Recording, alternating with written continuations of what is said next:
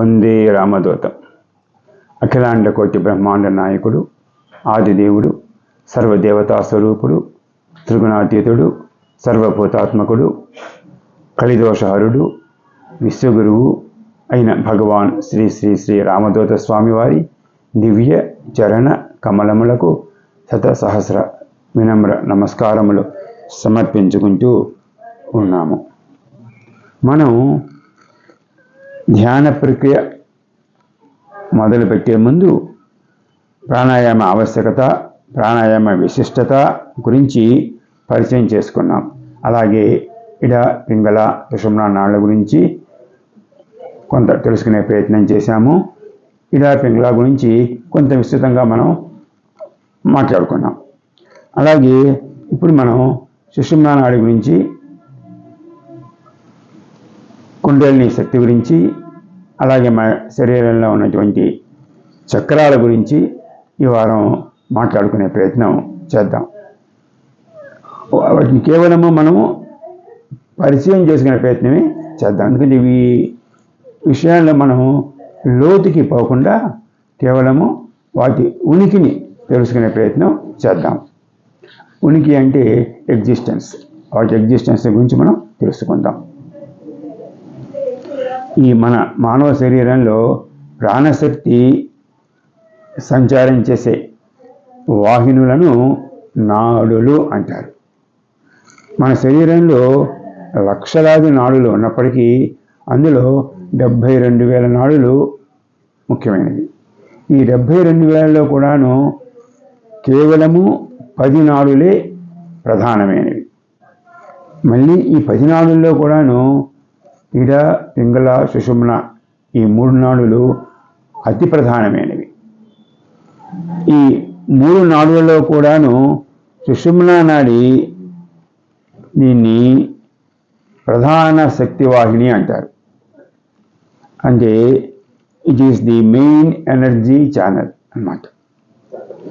ఈ నాడీ వాహినిలు అన్నీ కూడాను మన మానవ శరీరంలోని పంచకోశాలలో, ఈ పంచకోశాలలోని ప్రాణకోశంలోనే అవి ఉంటాయన్నమాట. ఈ పంచకోశాలు మనకు తెలుసు కదా, మనం ఇంత క్రితం చెప్పుకున్నాం. అవి ఏమిటి?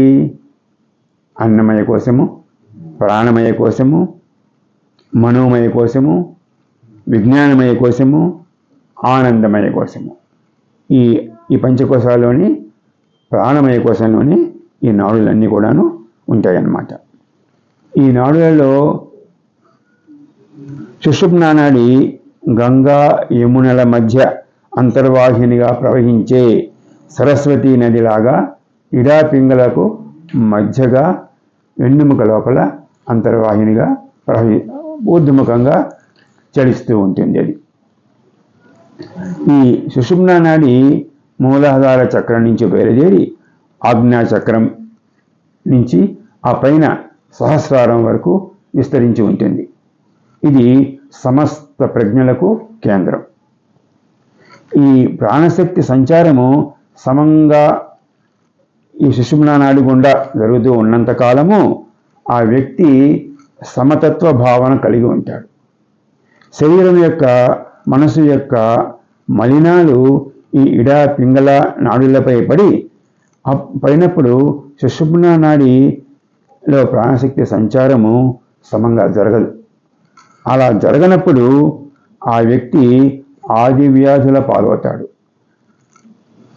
అలాగే మానసిక, శారీరక సమతుల్యాన్ని కోల్పోతాడు. శరీరంలో ప్రవహించే ప్రాణవాహినులైన నాడులు అక్కడక్కడ శరీరంలో కలుస్తూ ఉంటాయి. అట్లా అవి కలిసే కేంద్రాలని చక్రాలు అంటారు. ఈ నాడులు ప్రధానంగా శరీరంలో 7 ప్రదేశాల్లో కలుస్తూ ఉంటాయి. ఈ చక్రాలన్నీ వీటిని, ఈ 7 ప్రదేశాలని ప్రధాన చక్రాలు అంటారు. ఈ చక్రాలన్నీ శక్తి సమన్వితాలు.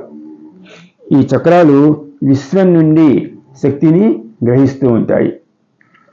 ఈ శక్తి మన భౌతిక అభివృద్ధికి తోడ్పడుతూ ఉంటుంది. శరీర అంతర్గతంగా ఉన్న నాడీ కూటములే ఈ చక్రాలు. ప్రధానమైన 7 చక్రాలు కలిపి 3 గ్రంథులుగా ఏర్పడ్డాయి. అవి ఏమిటంటే బ్రహ్మగ్రంథి, విష్ణు గ్రంథి, రుద్ర గ్రంథి. ఈ గ్రంథుల భేదన వలన మోక్షాన్ని పొందవచ్చు. మీరు లలితా సహస్రంలో వీటి గురించి వినే ఉంటారు. ఇవన్నీ మీకు ఒక అవగాహన రావడానికి మాత్రమే నేను చెప్తూ ఉన్నాను. దీని గురించి మన లోతులకి పోవడం లేదు. మనం ఇప్పుడు సుషుమ్న గురించి మాట్లాడుకుంటున్నాం కదా. ఈ సుషుమ్న నాడులన్నీ కూడాను కంటికి కనిపించనంత సూక్ష్మాతి సూక్ష్మంగా ఉంటాయి ఈ నాడులు. ఈ సుషుమ్న నాడి ఇంకా సూక్ష్మమైనది. వెంట్రుకలో 100వ వంతు కన్నా ఇంకా సూక్ష్మంగా ఉంటుంది ఈ నాడి. ఇంత సూక్ష్మమైన సుషుమ్న నాడి లోపల మరొక నాడి ఉంటుంది. ఆ నాడిని వజ్రిణీ నాడి అంటారు. ఈ సూక్ష్మమైన వజ్రిణీ నాడి లోపల మరొక నాడి ఉంటుంది. అది చిత్రిణీ నాడి అంటారు. అంటే అత్యంత సూక్ష్మమైనటువంటి ఈ సుషుమ్న నాడి లోపల ఒక వజ్రిణీ నాడి, దాని లోపల మళ్ళీ ఇంకొక చిత్రిణీ నాడి ఉంటాయన్నమాట. ఈ చిత్రిణీ నాడి ఎంత సూక్ష్మంగా ఉంటుందో అది మీరే ఊహించుకోవచ్చు. ఈ మనం సూక్ష్మమైన వస్తువులను చూస్తాం కదా, దాన్ని ఏమంటాం మనం, సూక్ష్మదర్శిని. ఈ సూక్ష్మదర్శినికి కూడా అది అందకపోవచ్చు, అది అంత సూక్ష్మంగా ఉంటుందన్నమాట. ఈ నిద్రలేచిన కుండలిని శక్తి ఈ చిత్రిణీ నాడిలో ప్రవేశించి ఆ నాడి గుండా సహస్రానికి ప్రయాణం చేస్తూ ఉంటుంది. ఈ సుషుమ్న నాడి కుడివైపు పింగళా నాడి, ఎడమవైపు ఇడా నాడి ఉంటాయి. ఈ సుషుమ్న నాడి మూలాధారం నుండి ప్రారంభమై సహస్రారం పర్యంతం విస్తరించి మానవుడి మోక్షానికి ఇది కారణమవుతోంది. అందుకనే దీన్ని మోక్షనాడి అని కూడా అంటారు. ఈ సుషుమ్న నాడి శరీరంలో గల అన్ని చక్రాలను సమన్వయం చేస్తూ ఏకం చేస్తుంది. ప్రాణాయామము ఈ ఇడ, పింగళ, సుషుమ్న నాడుల్ని ప్రభావితం చేస్తుంది. సాధకుడు తనలో పేరుకుపోయిన మలినాలు తొలగించుకోవడం కొరకు షట్కర్మలు, ముద్రలు, ప్రాణాయామము ఈ ప్రక్రియలన్నీ చేస్తూ ఉంటాడు అన్నమాట. మలినాలు తొలగిన తర్వాత ప్రాణాన్ని సుషుమ్నలోకి ప్రవేశపెట్టే ప్రయత్నం చేస్తాడు. తద్వారా కుండలిని శక్తి నిద్రలేచి ఊర్ధ్వముఖంగా ప్రయాణం చేస్తుంది. ఊర్ధ్వముఖంగా ప్రయాణించి సహస్రారంలో కలుస్తుంది. అది మోక్షమని, సర్వబంధాల నుండి విముక్తి అని పవిత్ర గ్రంథాలు చెప్తున్నాయి. ఇట్లా ఈ సాధన చేయడానికి ఒక సుదీర్ఘమైన ప్రయత్నం అవసరం. ఇందుకు సుదీర్ఘ సాధన, గురువు అనుగ్రహము ఎంతో అవసరం. ఆధ్యాత్మిక ప్రయాణంలో గురువు గారి మార్గదర్శకత్వం లేకుండా సాధకుడు ఒక్క అడుగు కూడా ముందుకు పోజాలడు. మనమందరము కూడాను ఎంతో అదృష్టవంతులం.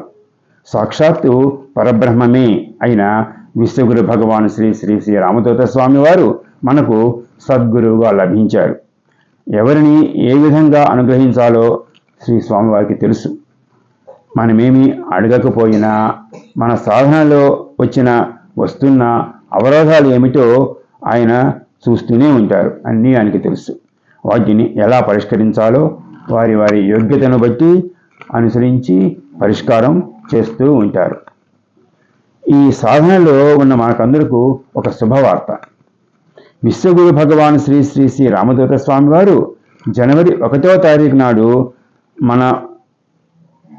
మనందరకు సాధన ఎలా చేయాలి అనే విషయము స్వయంగా చెప్తారు. ఇది మనందరి అదృష్టం. ఈ నాడీ సిద్ధికి అనుసరించే షట్కర్మలు ఏమిటో చూద్దాం. ఇలా మనం అనుకున్నాం కదా, షట్కర్మలు నాడీ సిద్ధి కోసం చేస్తారని. 1 ధౌతి, 2 వస్తి, 3 నేతి, 4 త్రాటకము, 5 నౌలి, 6 కపాలభాతి. ఈ 6 షట్కర్మలు అంటారు. ప్రాణాయామం చేసే ముందర ఈ షట్కర్మలు ఆచరిస్తే విజయము సులభమవుతుంది అంటారు విజ్ఞులు.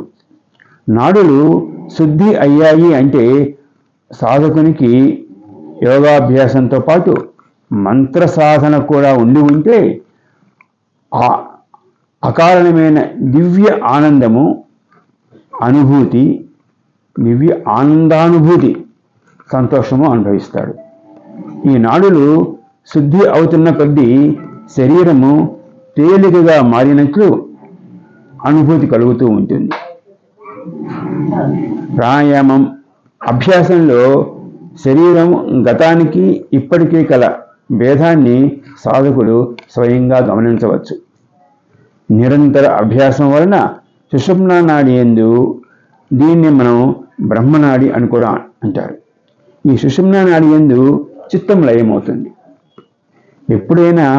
ఎప్పుడైతే ఈ చిత్తము సుషుమ్నా నాడి యందు లయమవుతుందో అప్పుడు యోగ సిద్ధి జరిగినట్లు, సర్వదోషాలు నశిస్తాయి. ఈ సుషుమ్నా నాడి ద్వారా ఉద్దీపనం చెందిన కుండలిని ఈ సుషుమ్నా నాడి లోపల ఉన్న చిత్రిలో ప్రవేశించి సహస్రారం వరకు ప్రయాణించి మోక్షకారకం అవుతుంది. కనుక ఈ సుషుమ్నా నాడిని మోక్షనాడి అని కూడా అంటారు.